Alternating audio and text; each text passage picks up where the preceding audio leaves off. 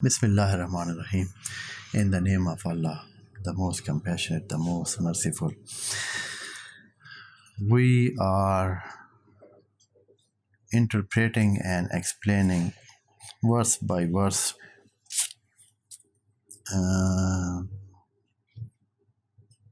chapter called Al-Baqarah, or the cow. We have reached this ayah, verse number 25. Bismillahir Rahmanir Rahim. Wa bashiril lazina amanu wa amilus salihat anna lahum jannatin tajri min tahtiha al-anhar kullama ruziqu minha min samaratin rizqa qalu hadha alladhi ruziqna min qabl wa utubihi mutashabiha wa lahum fiha azwajun mutahhara wa hum fiha khalidun.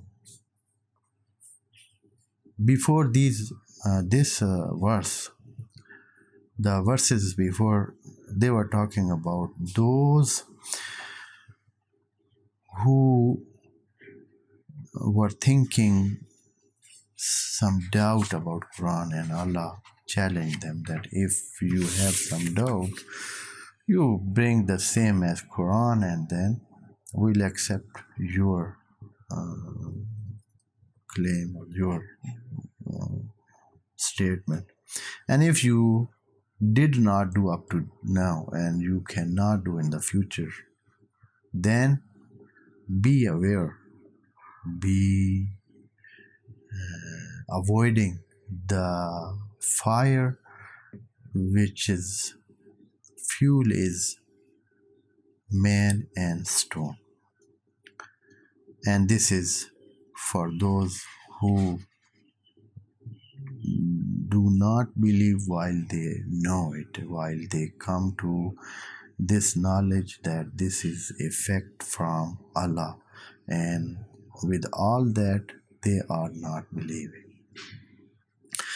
When there is a talk of Jahannam or this hell, Allah immediately brings some talk about paradise and the good living that is awaiting those who believe and those who are righteous and pious, and they do good deed in this world and obey Allah, so that there is not a situation of disappointment, but the situation of being hopeful and being very joyous and ready to go to paradise and do for that and act for that. In ayat number 25, verse number 25 is saying, وَبَشِّرِ الَّذِينَ آمَنُوا. O Prophet, O Muhammad, you give good tidings to those who believe, who become believer, and amilus salihat, and they do good deeds. They are righteous people. They are making a good character for them and showing other people a good character, and they are obeying Allah in this regard. What should be the tidings? What is the news what is the information that should be given to them is that anna lahum jannatin, that there are paradises, there are gardens. Jannat means gardens, and garden, of course, gardens are there in Jannah or in paradise, and gardens, and the location and the environment and the surrounding of those gardens is like this. A picture is given to man, because man is so much accustomed with the examples and graphics and those things that he wants to see them and have a picture of them in his mind. So Allah is giving a good picture of that and saying that these gardens will be surrounded and will be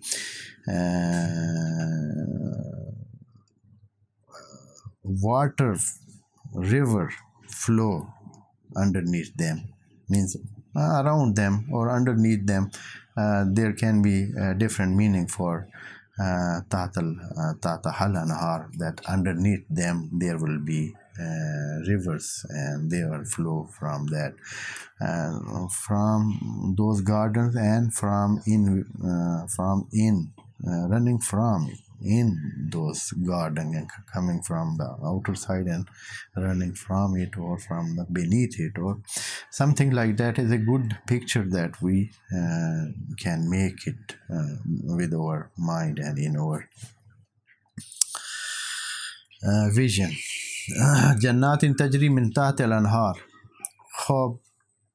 What will be the situation of those who are in paradise and they are sitting there in their garden and they are enjoying, and what will be their enjoyment, and how will be their life, or they are sitting, or they are abiding there, and what will happen there if they are in paradise and in these gardens. Allah is explaining that, saying that kullama, whatever the time, every time, rozeku minha min samaratin, when they are given, they are provided with the fruits and produces of those gardens, they are there and they are provided.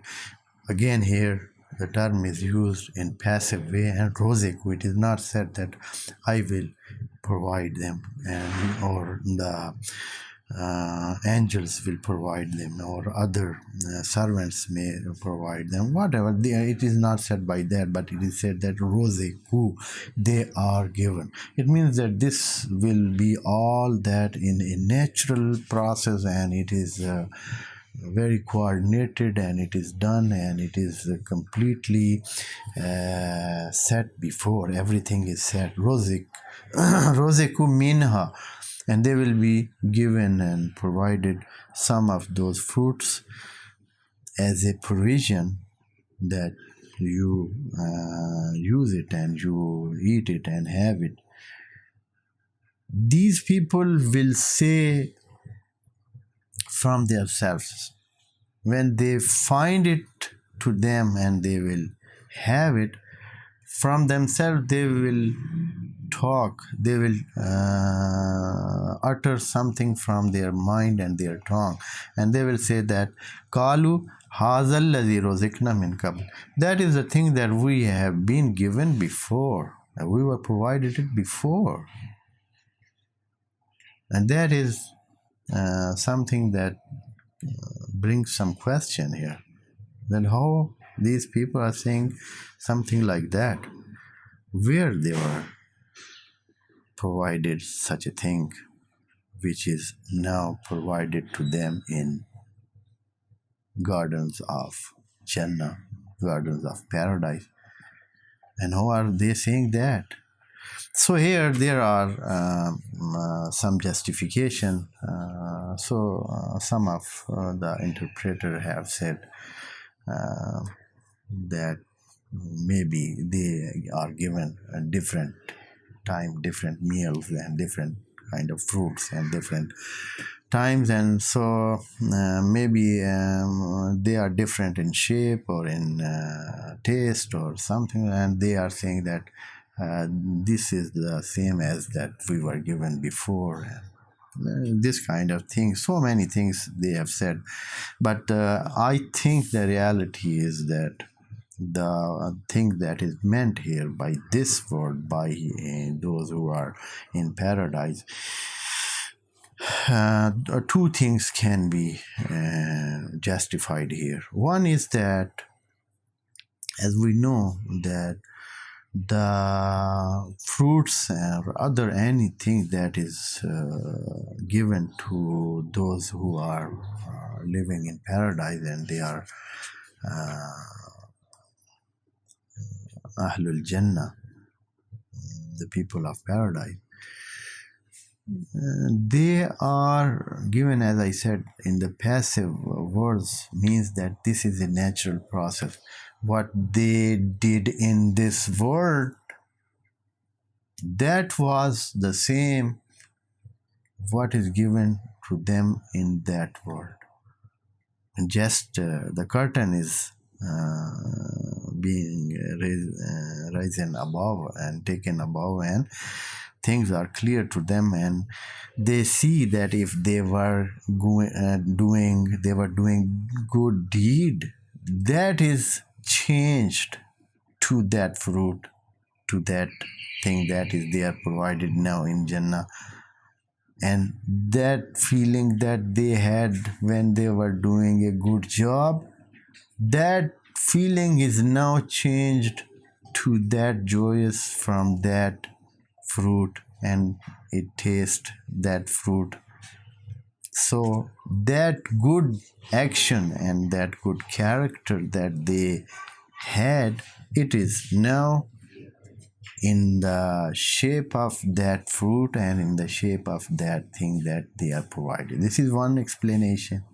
The other is that no, since man is a sensitive existence and he is not getting familiar with the new things, whenever he gets to some new thing, somehow he is afraid of it and he is not involving in that, especially when it comes to the taste and when it comes to the food and what a man have it and eat it or drink it. If you go to some new place and they offer you a food that is not known to you, then of course you will hesitate. You will stay at first and say, oh, I don't think this will make my taste satisfy, or maybe it is going to distaste my taste that I have before. So maybe you avoid it. So many times it happens. Everybody is not going to eat every food that he comes to. Every new food is somehow makes a man to stand first and have a stand there and first know about it, whether it tastes good or not. For this very reason, every time if somebody sees or have a new food in front of it, first he gets a very small taste of it on his tongue, and if he feels it and he accepts it, the taste that he has before, it coordinates with that and it goes to his taste accordingly, and he is feeling good with the taste, then he takes more and eats it. Otherwise he rejects it and avoid it. So here, because in Jannah there are so many fruits that we have never seen, never hear about them, and never know them. There are many and many and many of the fruits. So Allah is bringing all those fruits in the shape of the fruits that they knew them. So when they knew them, they involved with them and they taste them and they go and eat them. Otherwise, they may avoid it, because we know that the taste is a very important element in selecting food for man. So here Allah is saying that when they are provided with the fruit, though the fruits are new, though the fruits are of Garden of Paradise and not that of the worldly fruits, but they are in a shape, in the apparent condition of them is like those of the worldly fruits. So they are familiar with that and they utter this statement and they say that, oh, these fruits are the fruits that we are familiar with, and they eat it easily and they do not reject them and or do not abstain themselves from those fruits. Maybe this is the real thing that is being said here, and Allah meant that thing. Maybe there are so many things and can be searched and researched and Somebody can reach the other idea, but I said my idea that I think this is what it's meant here. And they say kullama ruziku minha min samarati, whenever they are given some fruit and produces of the paradise and that garden, those gardens, they will say hadha allazi ruzikna min qabl, this is the one that we were provided and we are familiar with that. And وَأُتُوبِهِ مُتَشَابِهًا, and this word that Allah is commenting after this, after they are saying, it helps that to understand that the meaning I have given and explained it, it is the very actual meaning, and it is the one which is meant here, because Allah is saying that وَأُتُوا بِهِ مُتَشَابِهًا, and they are not giving the same, they are giving the like one, they are giving the alike one, which is semblance, which have the perfect semblance. It resembles that one. It is not the one they are actually familiar with. That is a resemblance of them. It is something that it looks like that, but it is not. Here Allah is saying, وَأُتُوا بِهِ, they are given, they are provided mutashabihan. It is mutashabih, means something that resembles something, that is a copy of this other thing, that thing which is embodying the other thing. It is not that one. So this statement and this sentence which is said at the end of this saying of those people of paradise, it makes it clear that what is meant here by the statement of those people of paradise. So what else is given there to the people of paradise? Allah is saying that وَلَهُمْ فِيهَا أَزْوَاجٌ مُطَهَّرَةٌ, and not only to eat and drink and these things. This is one part of the paradise. There are so many other joyful part also, and one of them is that there are spouses for them. وَلَهُمْ فِيهَا أَزْوَاجٌ مُطَهَّرَةٌ. Azwaj means the second part, the second half, the second one, whatever it can be. Maybe who is going to paradise is a woman, so he will have a good spouse there as man, and if he is a man, then he will have maybe a spouse, a woman, a female one. So it is not specified here that those azwaj must be females, and only this is said for those male people and male mu'minin. No, it is not. The words exactly means the spouse, means the second person who is familiar and near to the other one. So mutahhara is their merit, and which is said here that is adjective for azwaj. Adjective, when it is said that they are mutahhar, means they are purified.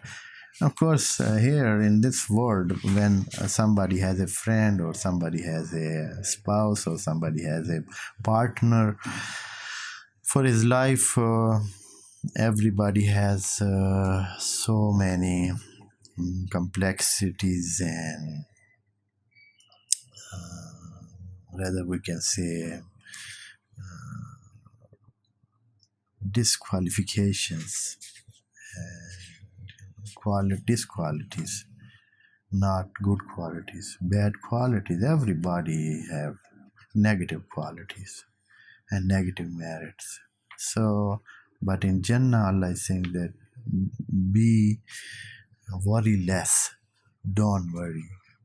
If you are afraid that the spouses that you had in this world and you were always in a very teasing condition, here in Jannah, you feel free that you will have spouses that they are purified, and all those wrong and unwanted things and character and unwanted habits or unwanted talks or unwanted actions are all removed, and people who are being spouse of people of paradise, they will be purified from any evil that can somebody imagine or it was there in the worldly life, that would not be there with them, and they will be totally very clear and something or someone who is wanted, who is who is somebody that everybody wants to have it, to be friend with it, to be with it. So they are azwaj mutahara for those who are people of paradise.